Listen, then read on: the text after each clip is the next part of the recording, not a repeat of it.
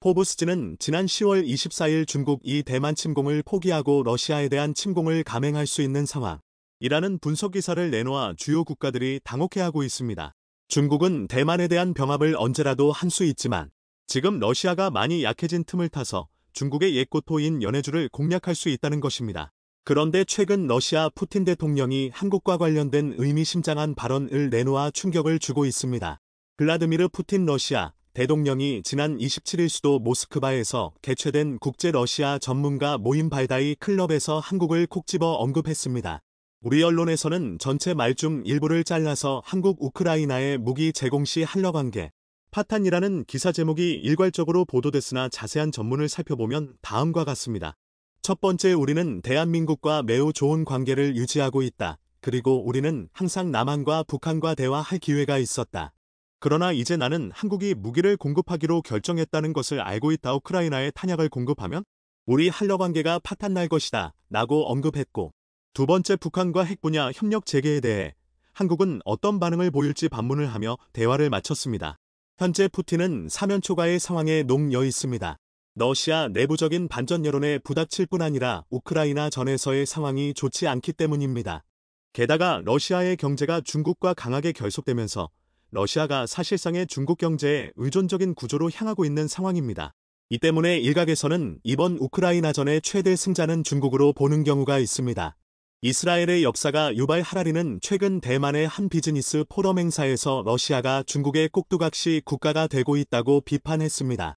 현재 JRUSALEM 대학 히브리 대 교수는 이번 우크라이나전으로 러시아는 강대국의 포지션을 잃게 됐다.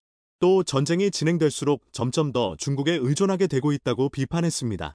또 그는 러시아는 매우 가난한 시민들이 있는 부유한 나라라고 언급하며 이 전쟁을 빨리 끝내야 한다고 언급했습니다. 실제 러시아는 현재 공산품의 대부분 중국에 의존하고 있습니다. 삼성 휴대폰 대신 샤오미, 화웨이 같은 중국제 충저가 브랜드 등이 유입되고 있고 중국산 저품질 공산품이 러시아에서 유통되고 있는 상황입니다. 가장 큰 문제는 러시아의 천연자원이나 국제 결제 시스템을 중국에 의존하면서 러시아가 더 이상 강대국이 아닌 중국의 의존적인 국가로 전락하고 있는 상황으로 서방 측에서도 우려의 시각이 나오고 있습니다. 여기에 더 나아가 러시아가 만약 우크라이나전에서 패전한다거나 또 푸틴의 정권이 실각하게 된다면 러시아 그중에서도 극동지방을 중국에 잃게 될 수 있다는 경고가 유력 언론 매체 포브스지에서도 속속 언급이 되고 있는 상황입니다. 이대로 전쟁이 지속될 경우 러시아 극동지방이 중국의 송두리째 빼앗길 수 있다는 경고가 나오는 것입니다. 이러한 상황에서 푸틴이 한국의 우호적 메시지, 상당히 조심스러운 듯한 메시지를 내보내 관심이 집중되고 있습니다. 우리 언론에서는 매우 강경한 어조로 한국이 우크라이나에 무기를 판매할 경우 러시아는 북한의 핵 개발을 지원하겠다는 식으로 언론 보도가 나왔으나 한국 내 러시아 관계자들이 서둘러 진정시키며 올타로 된 해석을 전문을 공개하며 분주한 모습을 보이고 있습니다. 그렇다면 러시아가 왜 한국을 이렇게 신경을 쓰는 걸까요? 그것은 바로 극동연해주의 중국의 침략에 대응을 해줄 수 있는 나라가 바로 한국밖에 없는 걸 러시아도 잘 알고 있는 것으로 해석됩니다. 푸틴은 지속적으로 극동개발, 특히 일본과 영유권 갈등 문제가 있는 남사할린 쿠리열도 문제에 있어 한국 기업들의 참여 및 혜택을 크게 늘리며 한국 기업들의 참여를 요구하고 있는데 안보적인 상황에서도 마찬가지이기 때문입니다. 중국이 극동연해주로 밀고 들어올 경우 일본의 도움을 요청을 하려면 사할린과 쿠리열도를 포기할 각오가 돼 있어야 하기 때문입니다. 과거 중국의 신장이구르, 티베트, 내몽골, 만주의 분리독립을 획책해야 한다고 주장한 러시아의 지정학자이자 현재 푸틴의 정신적 지주인 알렉산드르 두기는 과거 1997년 지정학의 기초라는 책을 발간했을 당시만 해도 중국에 대한 적대적 감정을 가감없이 표출했으나 최근 두기는 우크라이나전 이후 중국과 러시아의 밀착이 강화되면서 중국 1대1로 프로젝트에 대해서 대서양주의 자중심의 세계 질서에 반대하는 지정학적 동맹관계로 중국을 칭송하는 듯한 발언을 해 세계 언론 이발 각뒤집힌 적이 있습니다. 손바닥을 뒤집듯이 쉽게 중국군 언론을 제안하던 인물이 한순간에 바뀌어버린 것입니다. 이처럼 현재 러시아 내 지식인들 사이에서는 중국에 대한 공포감, 중국 눈치 보기가 그 어느 때보다 심한 상황이고 푸틴 역시 이러한 상황을 잘 알기에 빨리 우크라이나 전을 수습하고 엑싯을 하고 싶어 하는 입장이 아니겠느냐는 분석이 나옵니다.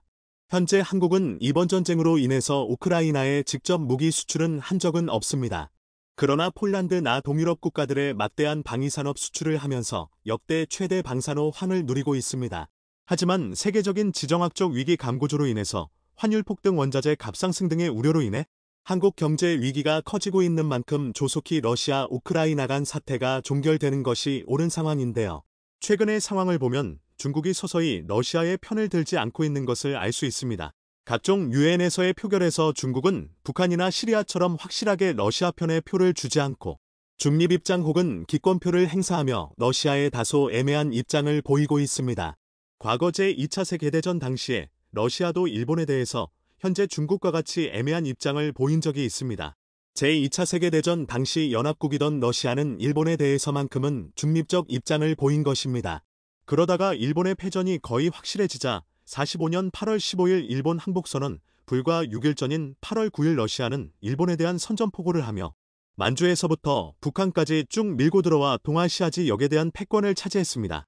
지금 중국이 하는 일이 바로 제2차 세계대전 말기에 러시아의 일본에 대한 입장과 흡사하다는 분석이 나오면서 우크라이나전 이후 러시아가 패전하게 될 경우 오히려 중국의 힘이 극동연해주 러시아 극동지방의 패권, 영향이 확대되어 향후 북극과 북태평양 지역에서의 중국의 패권이 확대될 수 있다는 경고가 나옵니다.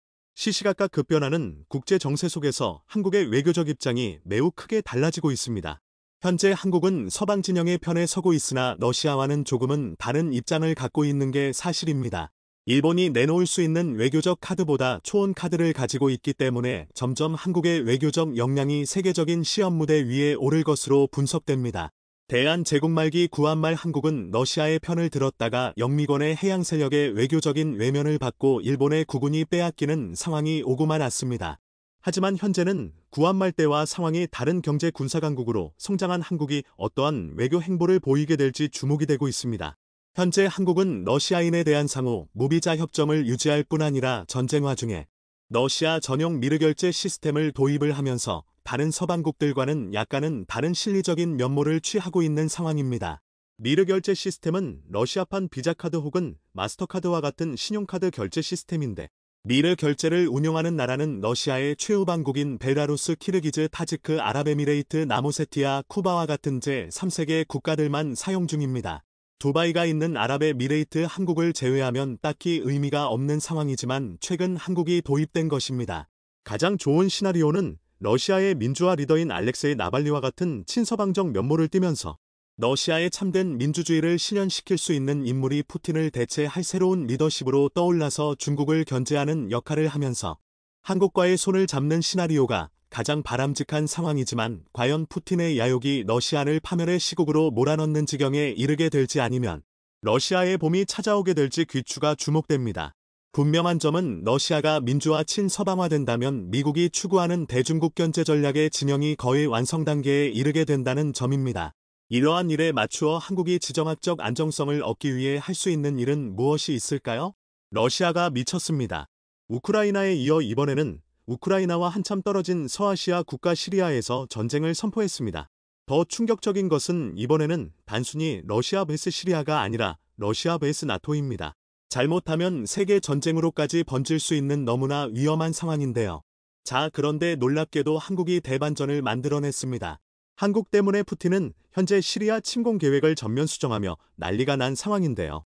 한국 때문에 모든 계획을 망쳤다며 한국의 보복을 예고하고 있습니다. 도대체 한국이 뭘 했길래 나토도 무서워하지 않고 직진하던 푸틴이 한국 때문에 갑자기 모든 계획을 전면 수정하며 망연자실해하고 있을까요? 블라디미르 푸틴 러시아 대통령이 29일 현지 시간 시리아 등에서 북대서양조약기구 NATO, 나토와 군사적 충돌을 예고해 전 세계가 큰 충격을 받고 있습니다. 이제야 드디어 우크라이나 전쟁이 끝나가고 있다고 믿고 있던 전 세계인들은 이번에는 러시아가 나토를 상대로 전쟁을 선포한 것이나 다름없어서 세계 전쟁으로 번질 가능성이 높아졌습니다. 로이터 통신과 러시아 스푸트니크, 타스 통신 등의 보도에 따르면 푸틴 대통령은 이날 상트페테르부르크에서 열린 러시아 아프리카 정상회의 후 기자회견에서 러시아와 나토의 직접 충돌 가능성에 대해 이같이 언급했습니다. 우크라이나 전쟁으로 커진 미국과 러시아의 충돌 우려는 최근 시리아 상공에서도 나타나고 있습니다. 미 국방부는 러시아 전투기가 이달 여러 차례 시리아 상공에서 미군 무인기의 플레어를 발사했다고 밝혔습니다. 푸틴 대통령은 이날 우리는 항상 어떤 시나리오에도 준비가 돼 있다. 그러나 아무도 이것을 원하지 않는다고 말했습니다. 그는 이어 우리는 한때 미국 측의 주도로 이러한 충돌을 막기 위한 메커니즘을 구축한 바 있다. 관련 부서 책임자들이 직접 소통하면서 어떤 위기 상황에도 협의할 수 있는 기회를 가졌다고 부연했습니다. 앞서 서방 주요 언론은 우크라이나가 러시아에 빼앗긴 영토 수복을 위한 반격에서 2달 가까이 큰 진전을 보이지 못한 가운데 병력을 추가 투입해 전선에서 공세를 강화하고 있다고 전한 바 있습니다. 푸틴 대통령은 심각한 상황 변화는 없다. 이는 적이 전투 능력을 회복하기 위한 곳으로 공격 부대를 철수시켰기 때문이라고 생각한다며 그들은 인력과 장비 모두 크게 손실을 봤다고 설명했습니다. 그는 지난달 4일 이후 우크라이나가 전차 413대와 장갑차 1,300대를 잃었으며 크림대교가 공격받은 이후 예방 차원에서 공습을 진행했다고 말했습니다. 푸틴 대통령은 아프리카 국가들이 우크라이나전과 관련해 내놓은 평화 중재안에 대해서는 중국의 계획 등과 마찬가지로 평화를 탐색하기 위한 과정의 기반이 될 수 있다고 평가하면서 포로 교환과 인도주의적 문제 등 일부 조항이 이미 이행되고 있다고 주장했습니다. 그러나 우크라이나군이 공세를 유지하는 동안에는 휴전하기 어려웠다면서 러시아는 우크라이나와의 대화를 거부하지 않는다고 덧붙였습니다. 푸틴 대통령은 국제형사재판소 ICC 체포 영장이 발부된 가운데 다음 달 남아프리카 공화국에서 열리는 브릭스 BRICS 정상회의에 대면 참석하지 않고 화상으로만 참석하기로 했습니다.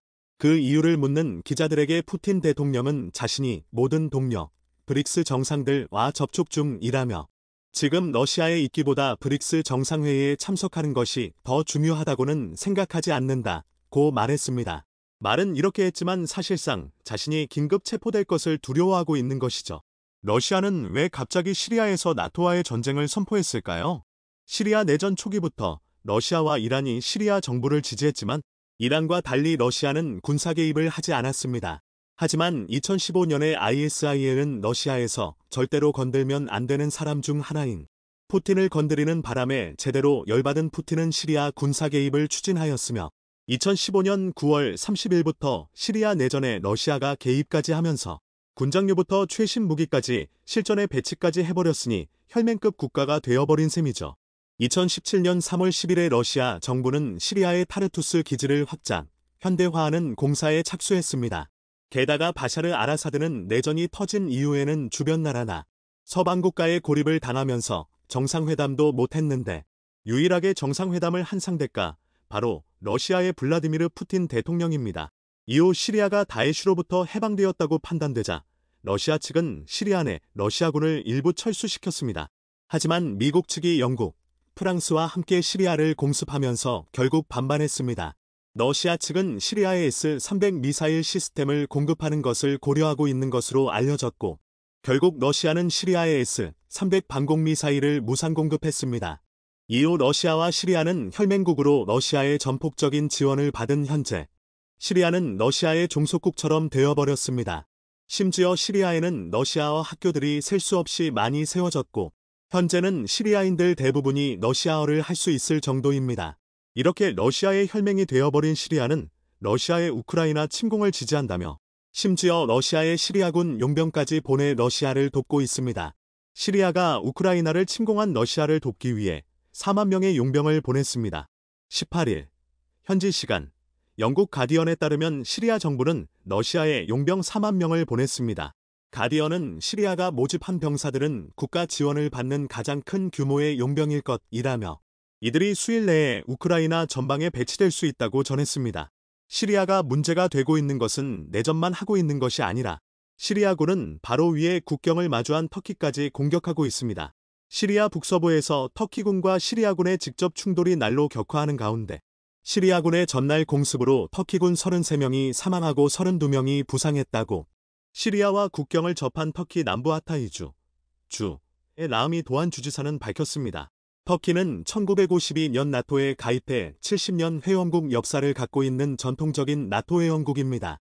나토 회원국이 공격받는 순간 나토군이 개입할 수 있습니다. 나토군과 미군까지 개입해 시리아를 러시아의 종속국이 되는 것으로부터 구원해주고 시리아가 자주독립국이 될 수 있도록 하여 더 이상 러시아에 휘둘려 엉뚱한 나라를 공격해 자기 자신들을 고립시키고 가난하게 만드는 행위를 멈추려 하고 있습니다. 이에 러시아와 러시아의 막대한 지원을 받고 있는 일부 시리아 정부 고위 관리자들은 크게 반발하고 있는데요. 이 때문에 푸틴은 나토군과 미군이 시리아에 군사를 보낸다면 러시아가 시리아에 러시아군을 보내 전쟁을 불사하겠다고 선포한 것입니다.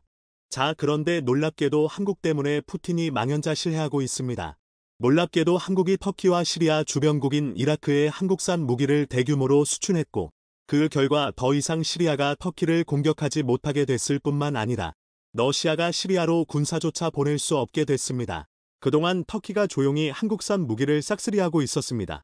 주터키 한국 대사는 훈련용 비행기, 전차 등 한국 방위산업 제품을 가장 많이 수출하는 나라가 바로 터키입니다. 라며 터키 정부 인사들을 만날 때마다 칸 카르데시, 피를 나눈 형제, 라며 반겨준다고 전했습니다.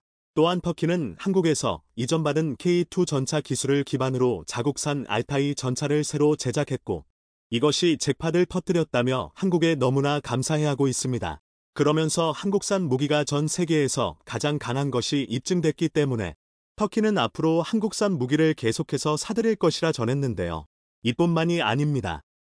터키가 한국의 다연장 로켓, 하늘을 전부 로켓으로 뒤덮어버린다는 의미를 가진 천물을 대규모로 배치해 러시아가 시리아군을 지원해 터키를 공격할 것을 대비할 수 있다는 분석이 나왔습니다. 그렇게 되면 러시아 공군은 시리아에 도착도 하기도 전에 전부 격추됩니다. 한국이 만들어낸 놀라운 기적은 이것이 끝이 아닙니다. 최근 미군과 호주군의 합동 군사훈련 중에 호주군 헬기가 추락해 승무원 4명이 실종됐습니다. 호주 언론과 CNN, ABC 방송 등에 따르면 호주군 브래딕 90 타입한 헬리콥터가 현지 시간 28일 밤 10시 30분 호주 휴양지인 해밀턴 아일랜드 인근에 추락했습니다. 호주군 구조팀은 현지 시간 29일 아침 바다에서 MIH-90 타입한 헬리콥터의 잔해를 발견한 것으로 전해졌습니다. MIH-90 타입한 헬리콥터는 유럽제 헬기로 유럽에선 NH-90 다목적 헬리콥터로 알려져 있습니다. 잦은 고장과 사고에 화가 날 대로 나버린 호주는 더 이상 유럽과 계약을 하지 않고 안전하고 성능도 최고인 한국산에 올인하겠다는 뜻을 밝혀 유럽에 큰 충격을 주었습니다.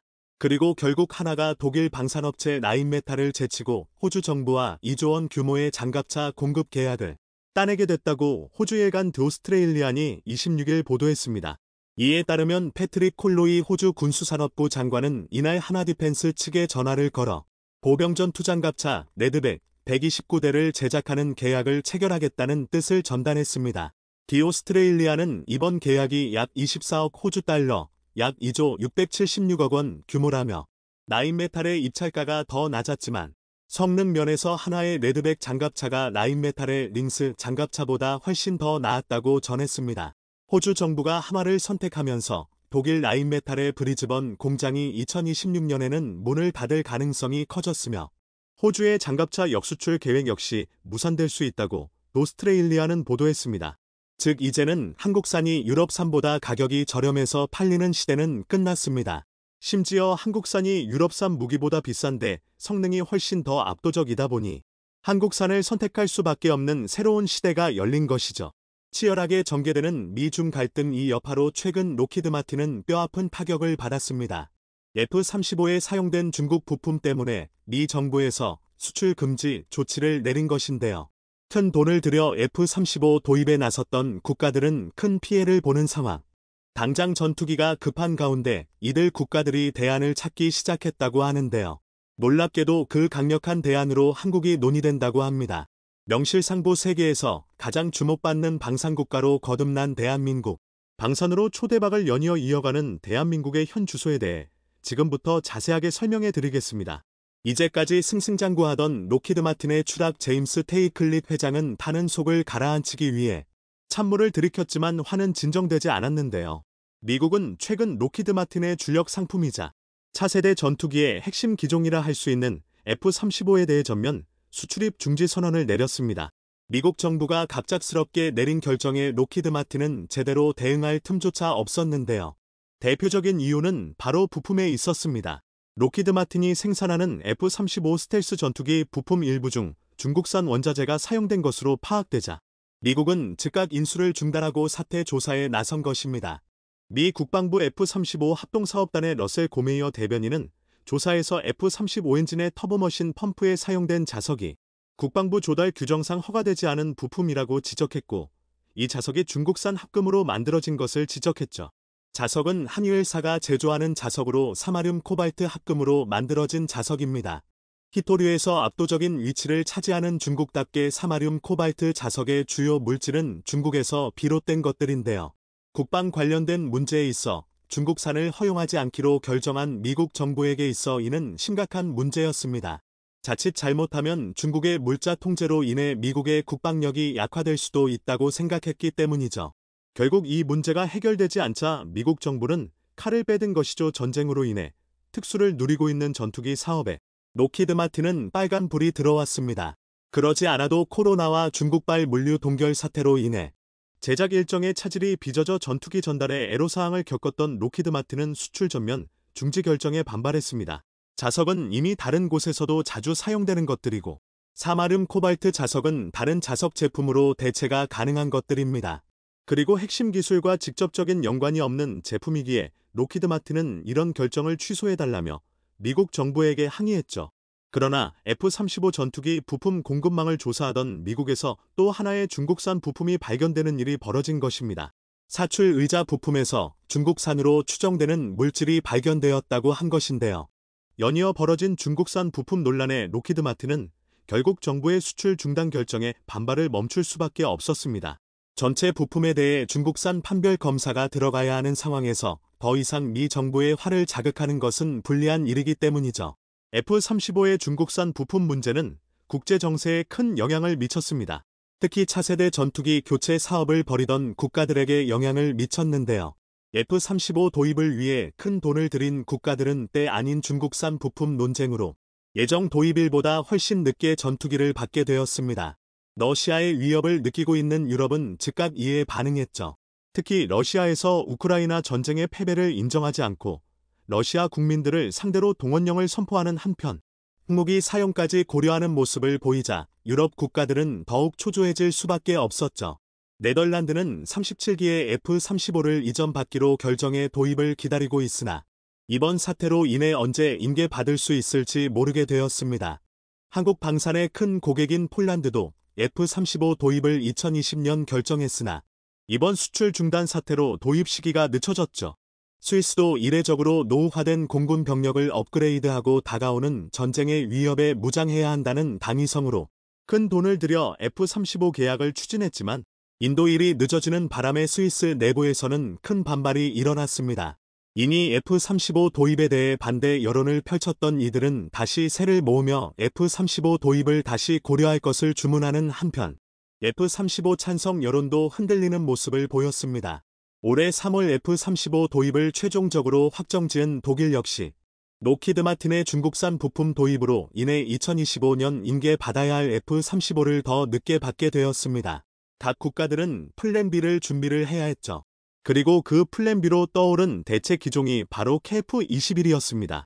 첫 비행 이후 장마 전까지 7번 시험 비행을 성공적으로 마친 KF-21이 F-35를 대체할 만한 주력 기종으로 각광을 받은 것이죠. F-35는 뛰어난 성능과 실전 경험이 갖춰진 기종이기에 당연히 많은 국가의 러브콜을 받았고 한국도 F-35 구입에 열애를 보일 정도로 자타공인 최강의 전투기라 불려도 과언이 아닙니다. 그러나 이러한 평가에 흠이 가기 시작하고 여러 문제가 발견되어 많은 국가들 사이에서 F-35 도입에 대한 의구심이 번졌습니다. 특히 원래 약속했던 성능을 제대로 발휘하지 못한다는 점인데요. 이 부분은 미 의회에서도 제기된 의문입니다. 여러 의문들 중에서 가장 치명적인 것은 불안정한 롤링 부분인데요. 공중전에서 흔하게 일어나는 기동 제어가 일어날 경우 전투기 기체가 심하게 흔들리는 문제가 벌어진 것입니다. 당연히 고속 기동과 전투를 상정한 기체인 만큼 이 부분은 확실하게 문제 해결을 해야 함에도 불구하고 록히드 마틴은 사실과는 다르다는 반응을 보이거나 애써 문제를 축소하는 움직임을 보였죠. 결국 록히드 마틴은 소프트웨어 문제라는 점을 시인하고 이를 수정, 보완할 것이라는 답변만 남겼습니다. 스텔스 코팅과 수평골이 날개가 손상을 입을 수 있다는 문제도 있습니다. 마하 1.2 이상으로 비행할 경우 비행으로 인해 주요 기능인 스텔스 코팅이 벗겨질 수 있다는 문제 제기가 나온 것인데요. 록히드 마틴은 이 문제에 대해 놀랍게도 해결책을 찾을 예정이 없다고 말하며 이 문제는 마 1.2 이상의 비행을 자제해 줄 것을 요청한 것입니다. 결과적으로 결함 때문에 원래 스펙 성능을 낼 수 없음에도 불구하고 록히드 마틴은 뻔뻔하게 이 문제를 고칠 생각조차 하지 않았다는 것이죠. 그 외에도 파일럿에게 순간적으로 심하게 가하는 중력 문제에 대해서도 압력 조절 시스템 개선 버전을 만들겠다는 말만 남기고 그 이후로 후속 조치를 하지 않았습니다. 자잘한 문제만 합쳐도 10가지는 넘어가는데요. 미 국방부조차 록히드 마틴의 F-35에 대해 공개적으로 결함 수정을 요구하는 사태에 이르기도 했습니다. F-35 프로그램을 담당했던 국방부 담당자는 블룸버그와의 인터뷰에서 공장 품질 문제가 지속적으로 발생하고 있다고 불만을 털어놓기도 했죠. 더군다나 문제는 해결되지 않았음에도 불구하고 가격은 세계 최강이라는 평가에 맞게 엄청난 가격을 자랑합니다. 평균적으로 9,460만 달러, 한화로 1,060억 원에 해당하는 가격인데요. 일대 기준으로 대략 1,000억 원이 넘는 가격을 자랑합니다. 개발도상국이나 대량의 무기를 한꺼번에 구입하길 원하는 선진국에서도 부담을 느낄 만한 가격인 셈이죠. 그렇기에 많은 국가들이 KF-21의 성능을 다시 살펴보며 F-35 계약 파기는 물론 KF-21 도입에 대해 진지하게 고민을 하고 있죠. KF-21은 4.5세대 전투기로서 우수한 전투 능력과 제공 장악 능력을 자랑하는 것도 모자라 국산 정밀유도 폭탄 KHGB은 물론이고 AIM-2000 무기를 탑재할 수 있어 화력 면에서도 압도적인 성능을 자랑하는데요. 무엇보다 F-35에 비해 압도적인 가성비를 자랑하면서 성능에 있어 전혀 뒤처지지 않은 모습을 보여주었기에 당연히 방산 시장에서 주목을 받을 수밖에 없는 기체입니다. 록히드 마틴이 수출을 제대로 할 수 없다는 것을 안 국가들은 재빨리 한국 KF-21 도입에 욕심을 내며 발빠른 움직임을 보였죠. 이번에 한국에서 열린 대한민국 방위산업전 2022는 이를 정확하게 보여주었습니다. 한국 방산의 위험을 전 세계에 보여주었죠. 슬로바키아, 루마니아, 파키스탄 등 50여 개국 관계자들이 한국 무기를 직접 눈으로 보겠다는 일념하에 행사에 참가했고 역대급으로 많은 인원이 한국 무기 구입을 위해 방산업체에 계약 타진을 보내는 모습을 보였습니다. 국내 방산업체들은 역대급이라는 반응을 보이며 기대 이상의 관심에 충격이라는 표현을 사용했다고 하는데요. 동유럽 국가들의 관심은 이례적이라는 표현이 아까울 정도로 폭발적이었다고 합니다. 폴란드 역시 KF-21 도입에 대해 주목하고 있다는 말과 함께 슬로바키아에서도 신형 전투기 사업 추진과 함께 한국 KF-21에 깊은 관심을 보인 것이 폴란드 매체를 통해 공개되면서 또 하나의 방산 승리를 거둘 수 있는 상황.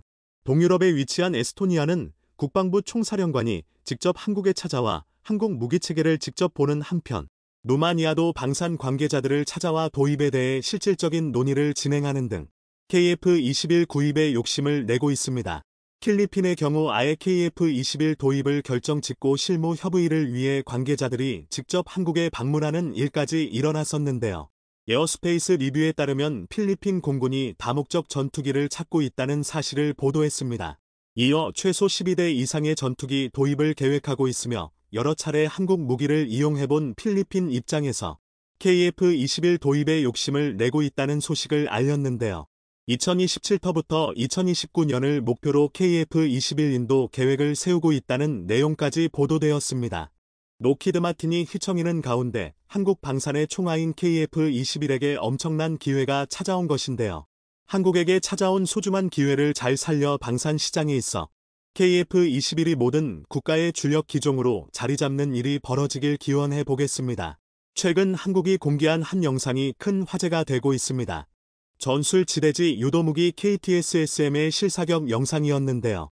새로 나온 무기도 아니거니와 실사격을 처음 선보인 것도 아니었는데 뜨거운 반응을 얻고 있죠. 이번 영상에서 처음 보여준 성능이 있었는데 입이 떡 벌어지는 수준이었기 때문입니다. 경이로운 수준의 정밀도로 두 발을 쏴서 두 발이 모두 똑같은 자리에 명중한 겁니다. 이 정도 수준이 되면 명중률이 문제가 아니죠.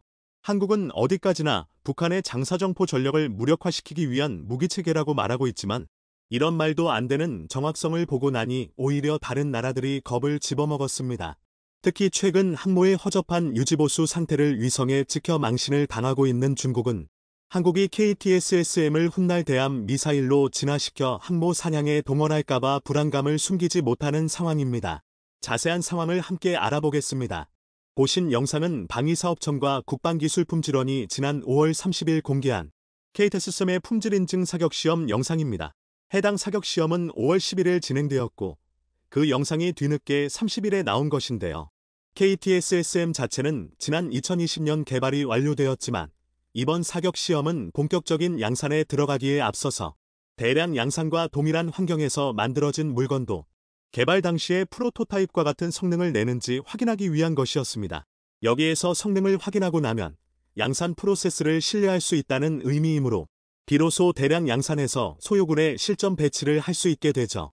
물론 영상에서 보신 것처럼 KTSSM은 품질 인증을 여유롭게 통과했는데요.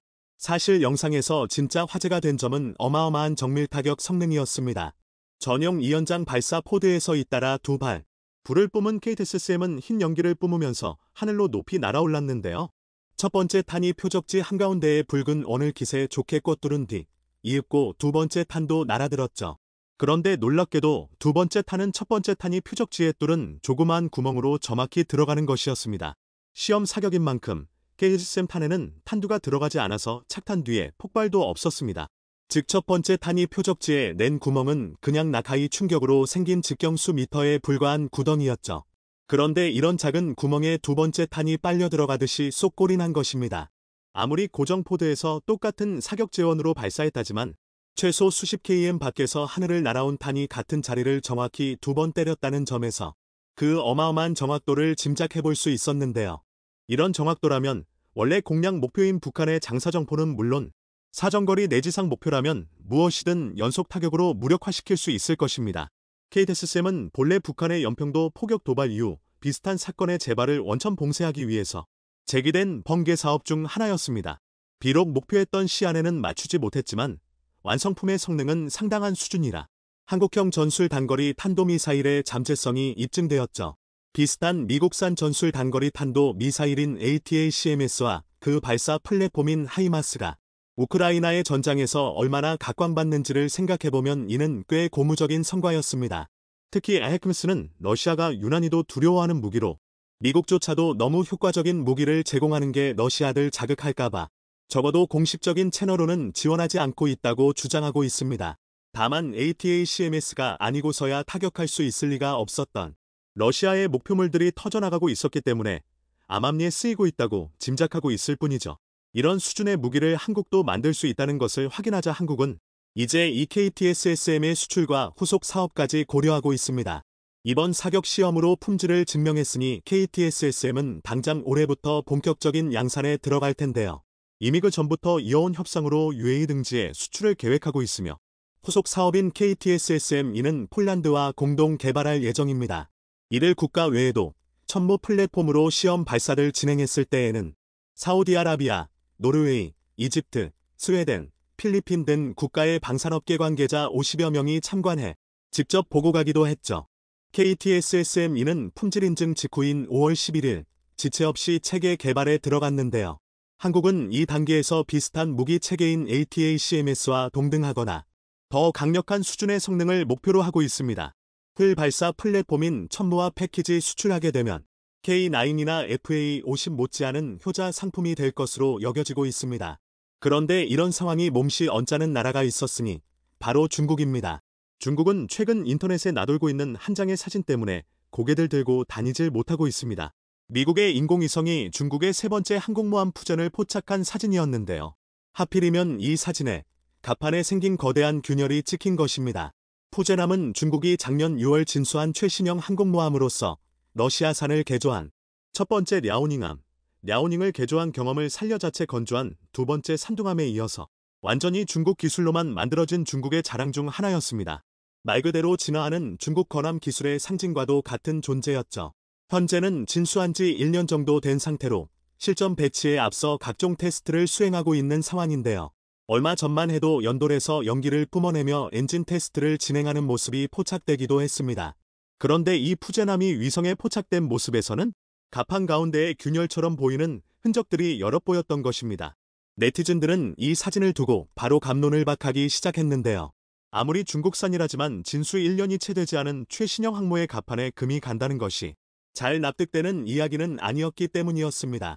그런데 한편으로는 또 설득력이 있었던 게 푸젠함 바로 전에 만들어진 산둥함도 똑같은 방식으로 갑판 균열이 포착되어 망신살을 구긴 적이 있었기 때문입니다.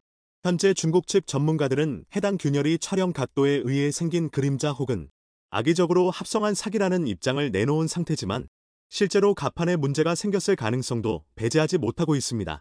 중국제 무기들에서 유난히 자주 들려오는 균열이나 파손 등의 소식은 그럴 만한 이유가 있습니다.